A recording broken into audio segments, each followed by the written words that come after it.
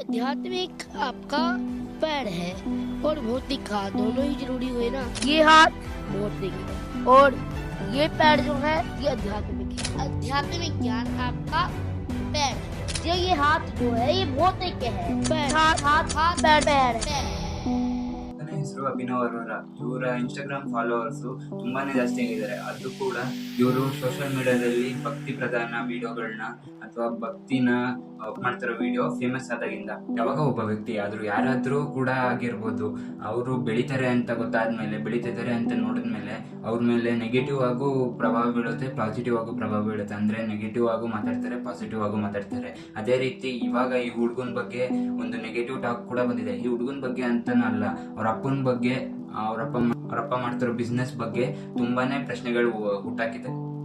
ಇವನು ಹುಡುಗನ ಕಮೆಂಟ್ ನೋಡಿದ್ರೆ ಎಲ್ಲರೂ ಸ್ಕೂಲಿಗೆ ಹೋಗಲ್ವಾ ನೀನು, ಸ್ಕೂಲಿಗೆ ಯಾವಾಗ ಹೋಗ್ತೀಯ, ಅಥವಾ ಸ್ಕೂಲಿಗೆ ಹೋಗು ಅಂತ ಕಮೆಂಟ್ ಆಗ್ತಿರ್ತಾರೆ. ಆ ಎಲ್ಲ ಕಮೆಂಟ್ಗೂ ಉತ್ತರ ಕೊಡೋದಕ್ಕೆ ಇವ್ರ ಅಪ್ಪ ಆಮೇಲೆ ಫ್ಯಾಮಿಲಿ ಸೇರ್ಕೊಂಡು ಒಂದು ಬ್ರಾಡ್ಕಾಸ್ಟಿಗೆ ಬಂದು ಎಲ್ಲ ವಿಷಯನೂ ತೆರೆದಿರ್ತಾರೆ. ನಾನು ದಿನ ಸ್ಕೂಲಿಗೆ ಹೋಗ್ತೀನಿ, 4 ಗಂಟೆಗೆ ಎದ್ದೇಳ್ತೀನಿ ಅಂತ ಎಲ್ಲ ಬ್ರಾಡ್ಕಾಸ್ಟ್ ಅಲ್ಲಿ ಮಾತಾಡ್ತಿದ್ದಾರೆ.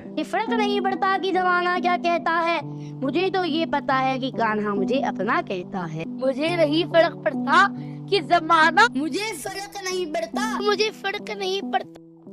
ಅಷ್ಟೇ ಅಲ್ಲ, ಇವರ ಪೇರೆಂಟ್ಸು ಆ ಹುಡುಗಂಗೆ ಹೇಳ್ಕೊಟ್ಟಿದ್ದಾರೆ, ಯಾವಾಗ್ಲೂ ನೀನು ಈ ಸೊಸೈಟಿ ಏನನ್ನುತ್ತೆ ಅಂತ ನಾನು ತಲೆ ಕೆಡಿಸ್ಕೊಳಲ್ಲ ಅಂತ ಎಲ್ಲ ಮೀಡಿಯಾದಲ್ಲೂ ಎಲ್ಲ ಬ್ರಾಡ್ಕಾಸ್ಟ್ ಅಲ್ಲೂ ಹೇಳು ಅಂತ ಹೇಳ್ಕೊಟ್ಟಿದ್ದಾರೆ. ಅದೇ ಯಾಕೆ ಹೇಳ್ಕೊಟ್ರು ಅಥವಾ ಹೇಳ್ಕೊಟ್ಟವ್ರಿಗೇನು ಲಾಭ ಅಂತ ಮುಂದಕ್ಕೆ ಹೇಳ್ತೀನಿ.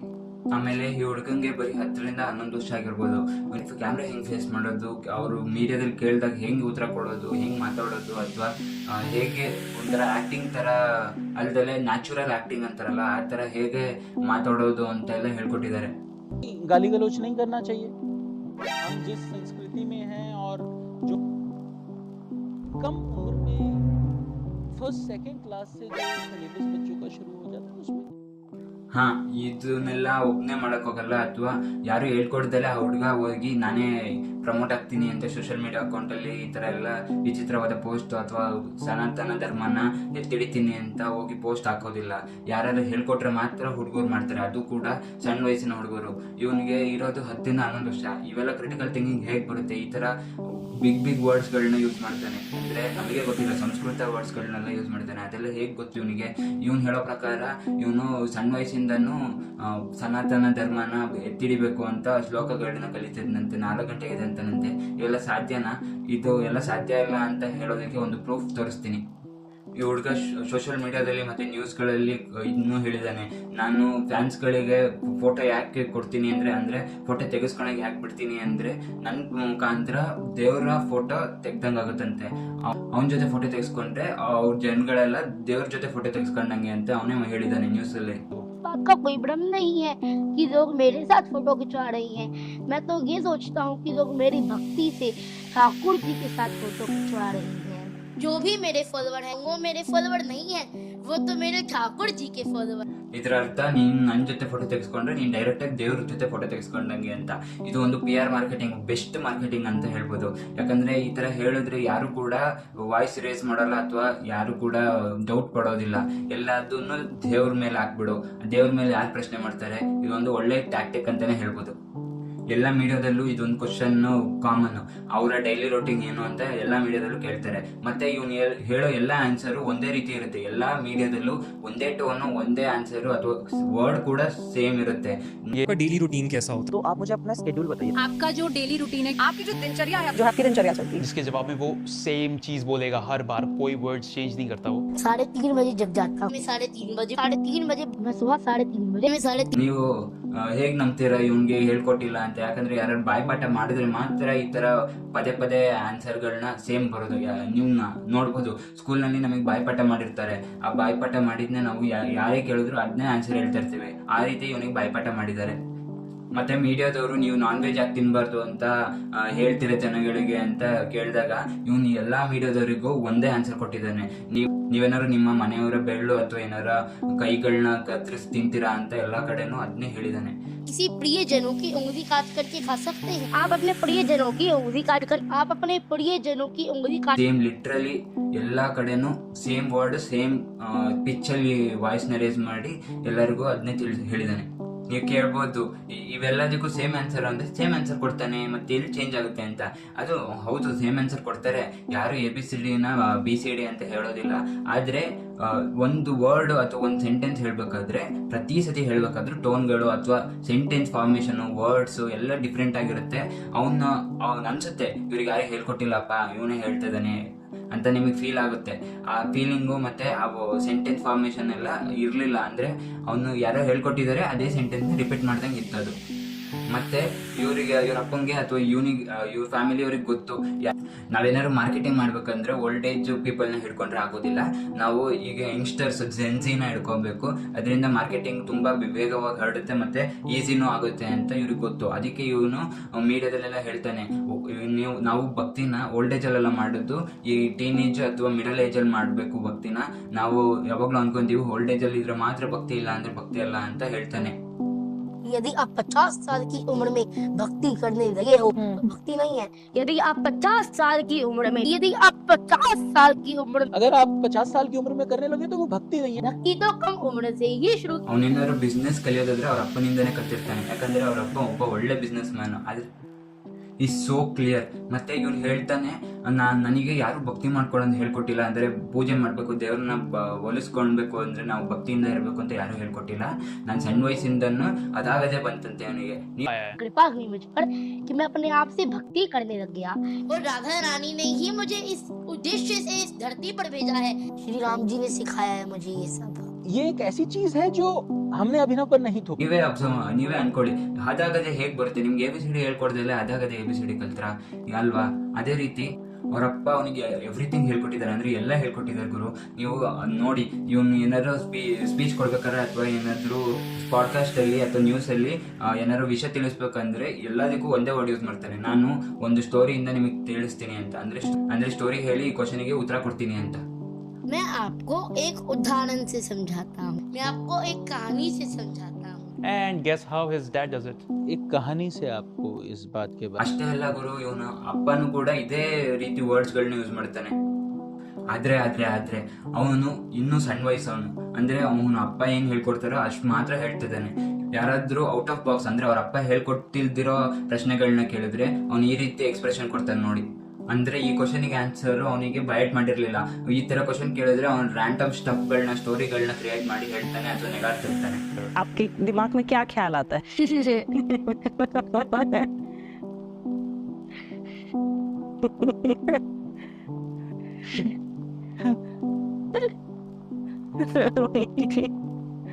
बताइए, ये तो आउट ऑफ सिलेबस है। कैसे पता चला आपको कि आप पर विशेष कृपा है? कि राधा रानी ने मुझे अपना भक्त बनाया। पर कैसे पता चला? देखिए ठाकुर जी तो मेरे भाई हैं। ये तो आउट ऑफ सिलेबस। ರಿಯಲಿ ಅವ್ನು ತಪ್ಪಲ್ಲ, ಯಾಕಂದ್ರೆ ಅವನಿನ್ನ ಸಣ್ಣವನು. ಅವ್ರ ಅಪ್ಪ ಏನ್ ಹೇಳ್ತಿದ್ರೆ ಆ ರೀತಿ ಅವ್ನು ಮಾಡ್ತಿದ್ದಾನೆ ಅಷ್ಟೇ. ಇವನು ಈ ವರ್ಡ್ನು ಕೂಡ ಯೂಸ್ ಮಾಡ್ತಾನೆ. ನನಗೆ ನಮ್ಮ ಅಪ್ಪ ಅಮ್ಮ ಏನು ಹೇಳ್ಕೊಟ್ಟಿಲ್ಲ, ಏನೆಲ್ಲ ನಾಲೆಜ್ ಬಂದಿದೆ ಅದನ್ನ ನನಗೆ ಠಾಕೂರ್ ಜಿ ಅಂದ್ರೆ ದೇವ್ರು ಹೇಳ್ಕೊಟ್ಟಿದ್ದಾರೆ ಅಂತ ಹೇಳ್ತಾನೆ. ಅವ್ರ ಅಪ್ಪಂಗೆ ಗೊತ್ತು, ನಾವೇನಾದ್ರು ದುಡ್ಡು ಮಾಡ್ಬೇಕು ಅಥವಾ ಜನತೆನ ಹೇಳ್ಕೊಬೇಕು ಅಂದ್ರೆ ನಾವು ಫಸ್ಟ್ ಬೇಸಿಕ್ಸ್ ನೀಡ್ ಮೇಲೆ ಟ್ರಿಗರ್ ಮಾಡ್ಬೇಕು. ನಮ್ಮ ಹ್ಯೂಮನ್ ಬೇಸಿಕ್ ನೀಡ್ಸ್ ಏನು? ಎಮೋಷನ್ ಮತ್ತೆ ಫುಲ್ಫಿಲ್ಮೆಂಟ್. ನಾವು ಫುಡ್ ತಿನ್ನೋದಾಗಿರ್ಲಿ ಅಥವಾ ಏನಾದ್ರು ಫ್ರೆಂಡ್ ಜೊತೆ ನೆಗೋಡೋದು ಅಥವಾ ಶೇರ್ ಮಾಡೋದಾಗಿರ್ಲಿ, ಅದೆಲ್ಲ ನಮ್ಮ ಎಮೋಷನ್. ಅದನ್ನ ಟ್ರಿಗರ್ ಮಾಡಿದ್ರೆ ದುಡ್ಡು ಬೇಗ ಫ್ಲೋ ಆಗುತ್ತೆ ಅಂತ ಅವ್ರ ಅಪ್ಪಂಗೆ ಗೊತ್ತು. ಅದಕ್ಕೆ ಇವ್ರ ಮಗುನ ಒಂದು ಪ್ರಾಡಕ್ಟ್ ಆಗಿ ಹಿಡ್ಕೊಂಡು ಜನಗಳ ಎಮೋಷನ್ನ ಟ್ರಿಗರ್ ಮಾಡ್ತಿದ್ದಾರೆ. ಈ ಎಲ್ಲಾ ವಿಷಯಗಳು ಅಥವಾ ಎಲ್ಲ ಶ್ಲೋಕಗಳು ಅಥವಾ ಯಾವುದೇ ಮಾತಾಗಿರ್ಲಿ ಇವನ್ ಖುದ್ದಾಗಿ ಹೇಳ್ತಾ ಇಲ್ಲ, ಎಲ್ಲಾನು ಅವನಿಗೆ ಪ್ರಾಕ್ಟೀಸ್ ಮಾಡಿಸಿದ್ದಾರೆ. ಎಲ್ಲ ಪದೇ ಹೇಳ್ತಿ ಅವ್ನ ಮೈಂಡಲ್ಲಿ ಫಿಟ್ ಮಾಡಿದ್ದಾರೆ. ಅವರಪ್ಪ ಒಂದು ಬಿಸ್ನೆಸ್ ಶುರು ಮಾಡಿದ್ರು, ಅದೇ ಐಸ್ ಕ್ರೀಮ್ ಬಿಸ್ನೆಸ್. ಈ ಒಂದು ಕಾರ್ಟ್ ಅಲ್ಲಿ ಐಸ್ ಕ್ರೀಮ್ ಮಾರೋ ಬಿಸ್ನೆಸ್. ನಿಮಗೆ ಈ ತರ ಕಾರ್ಟ್ ನೋಡಿದಿರಲ್ಲ, ಅದೇ ಕಾರ್ಟ್. ಅವರ 3,87,000 रुपए का शुल्क है, जिसमें हम 4 कार्ड्स उन्हें ಅವರಪ್ಪ ಆ ಐಸ್ ಕ್ರೀಮ್ ಅಡ್ವರ್ಟೈಸ್ಮೆಂಟ್ಗೆ ಅವ್ರ ಮಗನ್ನೇ ಕಾಸ್ಟ್ ಮಾಡಿದ್ರು ಒಂದು ಬ್ರ್ಯಾಂಡ್ ಆಗಿ. ಅಂದ್ರೆ ಅವ್ರ ಮಗ ಐಸ್ ಕ್ರೀಮ್ ಬ್ರ್ಯಾಂಡ್ಗೆ ಅಡ್ವರ್ಟೈಸ್ಮೆಂಟ್ ಕೊಟ್ಟಿದ್ದ. ಮತ್ತೆ ಅವ್ರ ಮಗ ಆ ವಯಸ್ಸಿನಲ್ಲಿ ಫೋನ್ ಯೂಸ್ ಮಾಡ್ತಿದ್ದ, ಅಂದ್ರೆ ಈಗಿನ 2 ವರ್ಷದ ಹಿಂದೆ ಫೋನ್ ಯೂಸ್ ಮಾಡ್ತಿದ್ದ. फोन बिल्कुल इस्तेमाल नहीं करते आप? नहीं, मैं आपसे बहुत नाराज, कुछ भेजना मेरे जैसा स्पीच। ಆದ್ರೆ ಅವನು ಎಲ್ಲಾ ಮೀಡಿಯಾದಲ್ಲಿ ಹೇಳೋದು, ಯಾರು ಕೇಳಿದ್ರೆ ನೀವು ಫೋನ್ ಯೂಸ್ ಮಾಡ್ತೀರಾ ಅಂದ್ರೆ ಇದು ಮತ್ತೆ ಆ ಐಸ್ ಕ್ರೀಮ್ ಹ್ಯಾಡ್ ಅಲ್ಲಿ ಎಲ್ಲ ಬಟ್ಟೆಗಳು ಅಥವಾ ಅವನು ಹೇಗಿದ್ದಾನೆ ಎಲ್ಲ ಮಾಮೂಲಿ ಮಕ್ಕಳು ಹೇಗಿರ್ತಾರೆ ಹಾಗೆ ಇದ್ದಾನೆ. ಆಮೇಲೆ ಅವ್ನ ರೂಮ್ ಅಲ್ಲೆಲ್ಲ ಟಾಯ್ಸ್ ಗಳಿದೆ. ಅಂದ್ರೆ ಈಗಿನ ಪ್ರೆಸೆಂಟ್ ರೂಮು ಬರೀ ದೇವ್ರುಗಳು ಅಥವಾ ಯಾವ್ದಾದ್ರು ಕೃಷ್ಣನ್ ಮೂರ್ತಿ ಎಲ್ಲ ಇಟ್ಕೊಂಡು ಒಂದು ಸಂಸ್ಕೃತ ಬುಕ್ ಎಲ್ಲ ಇಟ್ಕೊಂಡು ರೀತಿ ಇದೆ. ಆದ್ರೆ ಹಳೆ ವಿಡಿಯೋ ನೋಡಿದಾಗ, ಅಂದ್ರೆ ಅಡ್ವರ್ಟೈಸ್ಮೆಂಟ್ ವಿಡಿಯೋ ನೋಡಿದಾಗ ಎಲ್ಲ ಗೊಂಬೆಗಳು ಆಮೇಲೆ ಎಲ್ಲ ಆಟ ಸಾಮಾನುಗಳು ಆ ರೂಮಲ್ಲಿ ಇತ್ತು. ಮತ್ತೆ ಅವಾಗಿನ ವರ್ಡ್ಸ್ಗಳು, ಅಂದ್ರೆ 2 ವರ್ಷದ ಹಿಂದೆ ವರ್ಡ್ಸ್ಗಳು ಯೂಸ್ ಮಾಡಿದ್ರೆ ತುಂಬಾ ಡಿಫ್ರೆಂಟ್ ಇದೆ. ಅಂದ್ರೆ ಅವನು ಅವಾಗ ದೇವ್ರನ್ನ ಗಾಡ್ ಅಂತ ಕರಿತಿದ್ದ, ಆದ್ರೆ ಇವಾಗ ಈ ದೇವ್ರನ್ನ ಅವನು ಈ ರೀತಿ ಹೆಸರುಗಳಲ್ಲಿ ಕರೀತಾನೆ. ಹೀಗೆ ಹೇಗೆ ಸಡನ್ ಆಗಿ ಬರೀ ಒಂದೇ ವರ್ಷಕ್ಕೆ ಚೇಂಜ್ ಆಗುತ್ತೆ ಅಂದ್ರೆ ಇವನು ಹೇಳ್ತಾನೆ ನಾನು ಸಣ್ಣ ವಯಸ್ಸಿಂದನೂ ಭಕ್ತಿ ಮಾಡಕ್ ಶುರು ಮಾಡಿದ್ದೀನಿ ಅಂತ. ಆದ್ರೆ ಸಣ್ಣ ವಯಸ್ಸಿಂದ ಭಕ್ತಿ ಶುರು ಮಾಡಿದ್ರೆ ಇವನು ಈ ರೀತಿ ಇರ್ತದನ್ನ ಸಡನ್ ಆಗಿ ಟ್ರಾನ್ಸ್ಫಾರ್ಮ್ ಆಗಿರೋದು ಇದು. बढ़िया बढ़िया, बहुत बहुत बहुत स्वाद है। कहाँ रहती हैं आप? मतलब हम रोज यहाँ से निकलते हैं, वॉक करते हैं और रोज खाते हैं। ಆಮೇಲೆ ಹಳೆ ವಿಡಿಯೋದಲ್ಲಿ ಅವ್ರ ಅಮ್ಮನ್ನ ಮಮ್ಮಿ ಅಂತೆಲ್ಲ ಕರಿತಿದ್ದ. ಆದ್ರೆ ಈಗ ಮೀಡಿಯಾದಲ್ಲಿ ಅವನು ಬರೀ ಅವ್ರ ಅಮ್ಮನ್ನ ರಾಧಾಮಯ್ಯ ಅಂತ ಕರಿತಾನೆ.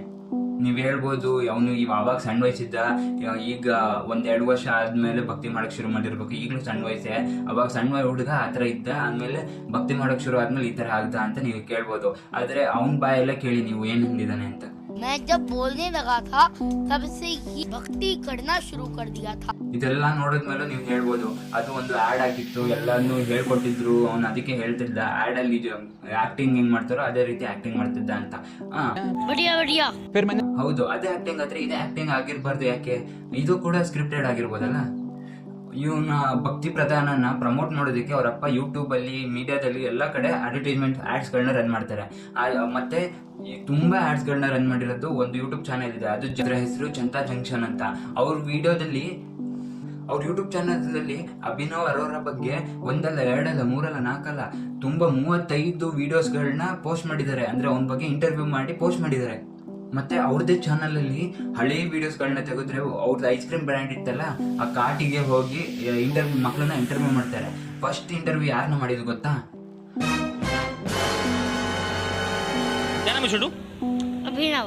रोज खाते हो उधर आके? हाँ। रोज खाते हो? ಅವನು ಐಸ್ ಕ್ರೀಮ್ ನ ದಿನ ತಿಂತಾನಂತೆ. ಮತ್ತೆ ಅದ್ರ ಪಕ್ಕದಲ್ಲಿ ಅವ್ರ ಅಕ್ಕನೂ ಕೂಡ ನೋಡ್ಬೋದು. ಇಡೀ ಫ್ಯಾಮಿಲಿ ಐಸ್ ಕ್ರೀಮ್ ಅಂಗಡಿಯಲ್ಲಿ ನಿಂತು ಐಸ್ ಕ್ರೀಮ್ ತಿಂತಿದ್ದಾರೆ. ऐसा करना हमें निजी तौर पर अच्छा इसलिए लगता है कि आपको ये मालूम चल सके कि कोई अगर कोई सामान बेच रहा है, वहाँ पर कोई खाने वाला है, जेन्युइन खाने वाला. ಮತ್ತೆ ಅವ್ರು ಹೇಳ್ದಂಗೆ ಜೆನ್ಯೂನ್ ಕಸ್ಟಮರ್ ಅಂತ ಹೇಳ್ತಾರೆ. ಮತ್ತೆ ಅವ್ರ ಅಪ್ಪನೇ ಅವ್ರ ಕಂಪ್ನಿಗೆ 5 ಸ್ಟಾರ್ ರಿವ್ಯೂನ ಕೊಟ್ಟಿದ್ದಾರೆ. ಮತ್ತೆ ಕೆಲವು ವಿಡಿಯೋಸ್ ಅಲ್ಲಿ ನಾನು ಕಮೆಂಟ್ಸ್ ಗಳನ್ನ ನೋಡಿದಾಗ ಕೆಲವು ಜನರು ಹೇಳ್ತಾರೆ ಇವರಪ್ಪ ಮೊದಲು ಬಿಸ್ನೆಸ್ ಮ್ಯಾನ್ ಆಗಿದ್ದ, ಅವರು ಎಲ್ಲ ಪಬ್ಲಿಕ್ ಫಂಡ್ಗಳನ್ನ ತಗೊಂಡು ಅಲ್ಲಿಂದ ಫ್ರಾಡ್ ಮಾಡಿ ಓಡೋದ ಅಂತ ಹೇಳ್ತಾರೆ. ಈ ಪಾಯಿಂಟ್ ನ ಹಿಡ್ಕೊಂಡು ನಾನು ಇನ್ನೊಂಚೂರು ಹುಡುಕಕ್ ಶುರು ಮಾಡಿದೆ. ಅದ್ರಲ್ಲಿ ಅವನು ಒಂದು ಡಾಕ್ಯುಮೆಂಟ್ ಇದೆ, ಅಂದ್ರೆ ಕೇಸ್ ಆಗಿರೋ ಫಾರ್ಮ್ ಇದೆ. ಆ ಫಾರ್ಮ್ ಅಲ್ಲೂ ಕೂಡ ಅವ್ರ ಅಪ್ಪನ ಮೇಲೆ ಇದೇ ಅಲಿಗೇಷನ್ ಆಗಿದೆ. ಮತ್ತೆ ಆ FIR ಫಾರ್ಮ್ ಅಲ್ಲೂ ಸೇಮ್ ವರ್ಡ್ಸ್ ಇದೆ. ಅಂದ್ರೆ ಅವ್ರಪ್ಪ ಬಿಸ್ನೆಸ್ ಮಾಡೋದಕ್ಕೆ ದುಡ್ಡು ಫಂಡ್ ರೇಸ್ ಮಾಡಿದ್ದ, ಆದ್ರೆ ಆ ಬಿಸ್ನೆಸ್ ಫೇಲ್ಯೂರ್ ಆಗೋದ್ರಿಂದ ಅವ್ರ ಅಪ್ಪ ಆ ದುಡ್ಡನ್ನ ತಗೊಂಡು ಓಡೋದ ಅಂತ. ಆ ಐಸ್ ಕ್ರೀಮ್ ಬಿಸ್ನೆಸ್ ಅವ್ರು ಸ್ಕ್ಯಾಮ್ ಮಾಡ್ಬೇಕು ಅಥವಾ ಫ್ರಾಡ್ ಮಾಡ್ಬೇಕು ಅಂತ ಶುರು ಮಾಡಿದ್ದಿಲ್ಲ, ಜೆನ್ಯೂನ್ ಆಗಿ ಬಿಸ್ನೆಸ್ ಮಾಡ್ಬೇಕು ಅಂತಾನೆ ಶುರು ಮಾಡಿದ್ರು. ಆದ್ರೆ ಆ ಬಿಸ್ನೆಸ್ ನಡೀಲಿಲ್ಲ, ದುಡ್ಡು ಲಾಸ್ ಆಯ್ತು. ಆಮೇಲೆ ಪಬ್ಲಿಕ್ ದುಡ್ಡನ್ನ ರಿಟರ್ನ್ ಮಾಡಕ್ ಆಗ್ಲಿಲ್ಲ, ಅದಕ್ಕೆ ತಲೆ ಮರೆಸ್ಕೊಂಡ್ರು. ಇವೆಲ್ಲ ಆಗಿ ಕೆಲವು ವರ್ಷ ಆದ್ಮೇಲೆ ಅವ್ರು ಟಿಕ್ಟಾಕಿಗೆ ಬಂದು, ಅಂದ್ರೆ ಒಂದು ಯೂಟ್ಯೂಬ್ ಚಾನೆಲ್ ಇದೆ, ಅಲ್ಲಿ ತುಂಬಾ ಫೇಮಸ್ ಆಗಿರೋ ಬಿಸ್ನೆಸ್ ಮ್ಯಾನ್ಸು ಅಥವಾ ಫೇಲ್ಯೂರ್ ಆಗಿರೋ ಬಿಸ್ನೆಸ್ ಮ್ಯಾನ್ಸ್ ಮಾತಾಡಿಸ್ತಾರೆ. ಅದ್ರಲ್ಲಿ ಅವ್ರು ಹೇಳ್ತಾರೆ ನನ್ನ ಫೇಲ್ಯೂರ್ ಯಾಕದೆ ಅಂತ ಅವ್ರ ಜನಗಳಿಗೆ ತಿಳಿಸ್ತಾರೆ. ಮತ್ತೆ ಅವರು ಫೇಲ್ಯೂರ್ ಆಗಿರೋ ಬಿಸ್ನೆಸ್ ಬಗ್ಗೆ ಮಾತ್ರ ಮಾತಾಡ್ತಿದ್ದಾರೆ, ಯಾವಾಗಲೂ ಬೆಸ್ಟ್ ಸಕ್ಸಸ್ಫುಲ್ ಬಿಸ್ನೆಸ್ ಬಗ್ಗೆ ಮಾತಾಡೇ ಇಲ್ಲ. ಅದು सेल्फी खिंचाओ, कोई कहता है मेरे साथ सेल्फी खिंचाओ, तो आप परेशान नहीं हो जाते हैं?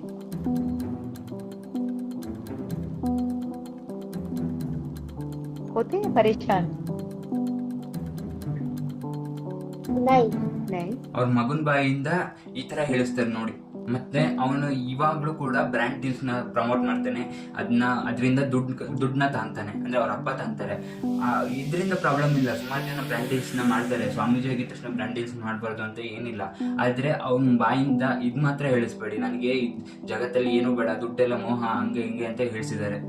ಇದರಿಂದ ಏನು ಪ್ರಾಬ್ಲಮ್ಮು, ಈಗ ಅವನು ತುಂಬ ಒಳ್ಳೆ ಪ್ರಾಡಕ್ಟ್ನ ಪ್ರಮೋಟ್ ಮಾಡ್ತಿದ್ದಾನೆ, ಆಗಲೇ ಅವನು ಈಗಲಾದರೂ ಸನಾತನ ಧರ್ಮನ ಪ್ರಮೋಟ್ ಮಾಡ್ತಿದ್ದಾನೆ ಅಂತ ಕೇಳ್ಬೋದು. ಆದರೆ ಅವ್ನು ಜೆನ್ಯೂನ್ ಆಗಿ ಪ್ರಮೋಟ್ ಮಾಡ್ತಿಲ್ಲ, ಅವ್ರು ಯಾರು ಹೇಳ್ತಿದ್ದಾರೆ ಅದಕ್ಕೆ ಮಾಡ್ತಿದ್ದಾನೆ. ಈಗ ಸಣ್ಣ ಹುಡುಗರು ಅಪ್ಪ ಹೇಳಿದರೆ ಮಾಡಬೇಕು ಅಷ್ಟೇ, ಅದೇ ರೀತಿ ಅವ್ರ ಅಪ್ಪ ಹೇಳಿದರೆ ಅದನ್ನ ಮಾಡ್ತಿದ್ದಾನೆ.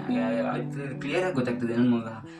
ಮೊದಲು ಹೇಳ್ದಾಗೆ ಅವನು ಎಲ್ಲ ವರ್ಡ್ಸ್ನು ಮೊದಲೇ ಓದ್ಕೊಂಡ್ಬಂದು ನಮ್ಮ ಮುಂದೆ ಹೇಳ್ತಿದ್ದಾನೆ. ಆ ರೀತಿ ಆದರೆ ಅವನು ಹೇಗೆ ಸನಾತನಿ ಧರ್ಮನ ಮುಂದುವರಿಸ್ತಾನೆ? ಎಲ್ಲ ಕಾಪಿಡ್ ಆದರೆ ಅವ್ನು ಜೆನ್ಯೂನ್ ಆಗಿ ಶ್ಲೋಕಗಳನ್ನ ಕಲ್ತಿದ್ದಾನೆ, ಅಥವಾ ಅವನ ಮನಸ್ಸಿಂದನೇ ಎಲ್ಲರಿಗೂ ಅವನ ಮನಸ್ಸಿಂದನೇ ಬಂದು ಹುಟ್ಟಿ ಸನಾತನಿ ಧರ್ಮಕ್ಕೆ ಕನ್ವರ್ಟ್ ಆಗಿದ್ದಾನೆ ಅಥವಾ ಅಂದರೆ ಅವ್ನು ತುಂಬ ಆ ಹೆಡ್ ಹೋಗಿದ್ದಾನೆ ಅಂತ ಹೇಗೆ ನಂಬೋದು? ಇದಿಷ್ಟೇ ಪ್ರಾಬ್ಲಮ್ ಅಲ್ಲ, ಅವನದು ಬರೀ ಅವನದು PR ಮಾಡಿಕೊಂಡು ಅಥವಾ ಸನಾತನಿ ಧರ್ಮ ಅಥವಾ ಸನಾತನ ಧರ್ಮನ ಪಾಲಿಸ್ಕೊಂಡಿದ್ರೆ ಪ್ರಾಬ್ಲಮ್ ಇಲ್ಲ. ಜನರು ಕೂಡ ಅವನ ವಿಡಿಯೋದಲ್ಲಿ ನೋಡ್ಬಿಟ್ಟು ಅವ್ರ ಪ್ರಾಬ್ಲಮ್ಸ್ಗಳನ್ನೆಲ್ಲ ಅವನ ಕಡೆ ತಗೊಂಡ್ಬರ್ತಾರೆ. ಅವನಿಗೆ ಏನು ಗೊತ್ತಿಲ್ಲ, ಅವ್ರ ಅಪ್ಪ ಹೇಳ್ಕೊಟ್ಟಿದ್ನ ಅವ್ನು ಸೀದಾ ಹೇಳ್ತಿದ್ದಾನೆ. ಜನಗಳು ಕೂಡ ಅವ್ನ ಹಿಂದೆ ನಿಂತು ಅಥವಾ ಅವ್ರ ಪ್ರಾಬ್ಲಮ್ಸ್ ಇದ್ರೆ ಅವ್ನ ಕೈಲಿ ಹೇಳ್ಕೊತಾರೆ. ಆ ಸಣ್ಣ ಮಗುಗೆ ಏನು ಗೊತ್ತಾಗುತ್ತೆ? ಅವ್ರಪ್ಪ ಹೇಳ್ತಾರದು ಅವ್ನು ಹೇಳ್ತಿದ್ದಾನೆ. ನೀವು ಅವ್ರ ಪ್ರಾಬ್ಲಮ್ಸ್ ಎಲ್ಲ ಅವ್ನ ಕಡೆಗೆ ತಗೊಂಡ್ಬಂದ್ರೆ ಅವ್ನು ಏನು ಸೊಲ್ಯೂಷನ್ ಕೊಡ್ತಾನೆ? ನೀವು ನಿಮ್ಮ ಪ್ರಾಬ್ಲಮ್ಸ್ನ ಸಾಲ್ವ್ ಮಾಡ್ಕೊಳೋದು ಬಿಟ್ಟು ಸಣ್ಣ ಮಗುನ ಹತ್ರ ಈ ಪ್ರಾಬ್ಲಮ್ಸ್ನ ತಗೊಂಡ್ಬಂದ್ರೆ ನಿಮ್ಮ ಪ್ರಾಬ್ಲಮ್ಸ್ ಇನ್ನೂ ದೊಡ್ಡದಾಗುತ್ತೆ ಹೊರತು ಕಮ್ಮಿ ಆಗೋದಿಲ್ಲ. ಜನರು ಅವನ ಹತ್ರ ಪ್ರಾಬ್ಲಮ್ಸ್ ತಗೊಂಡ್ಬರ್ತಾರೆ, ಆದರೆ ಅವನು ಹೇಳ್ಕೊಟ್ಟಿರೋದನ್ನ ಬಿಟ್ಟು ಬೇರೆ ಕಡೆಯಿಂದ ಕ್ವಶನ್ಗಳನ್ನ ಕೇಳಿದ್ರೆ ಅಥವಾ ಬೇರೆ ರೀತಿ ಕ್ವಶನ್ಗಳನ್ನ ಕೇಳಿದ್ರೆ ಅವನು ಸುಮ್ಮನೆ ಬ್ಲ್ಯಾಂಕ್ ಆಗಿಬಿಡ್ತಾನೆ, ಏನೇನೋ ಮಾತಾಡ್ತಾನೆ. अब ये मुझे बताइए, क्या वो कुछ दिक्कत हो रही है फोन में? नहीं अब ठीक. ಅಷ್ಟೇ ಅಲ್ಲ, ಇವ್ರ ಪ್ರಾಬ್ಲಮ್ಸ್ಗಳನ್ನ ಹೇಳ್ಕೊಬೇಕು ಅಂದರೆ ಅಲ್ಲೊಂದು ಫೀಸ್ ಇರುತ್ತೆ. ಆ ದೇವಸ್ಥಾನ ಅಥವಾ ಯಾವ್ದಾರ ಚಾರಿಟಿ ಥರ ಮಾಡಿಕೊಂಡು ಅಲ್ಲಿ ಫೀಸ್ ಕಟ್ಟಿಸ್ಕೊತಾರೆ. ಆ ಫೀಸ್ ಕಟ್ಟಿಸ್ಕೊಂಡ್ಮೇಲೆ ಇವ್ನು ನೋಡೋಕೆ ಎಂಟ್ರಿ ಕೊಡ್ತಾರಂತೆ. ಅಯ್ಯಪ್ಪ, ಇವನು ಅವ್ರು ಏನು ಹೇಳ್ತಾರೋ ಅದನ್ನೇ ಹೇಳ್ತಾನೆ.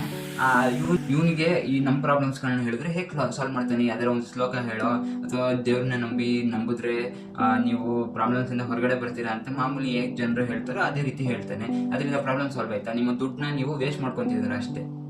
ನಾನು ಯಾವುದೇ ಸ್ವಾಮೀಜಿಗಳು ಅಥವಾ ಗುರುಗಳನ್ನ ಏನು ಸುಳ್ಳು ಅಥವಾ ಢೋಂಗಿ ಮಾಡ್ತಿದ್ದಾರೆ ಅಂತ ಹೇಳ್ತಿಲ್ಲ.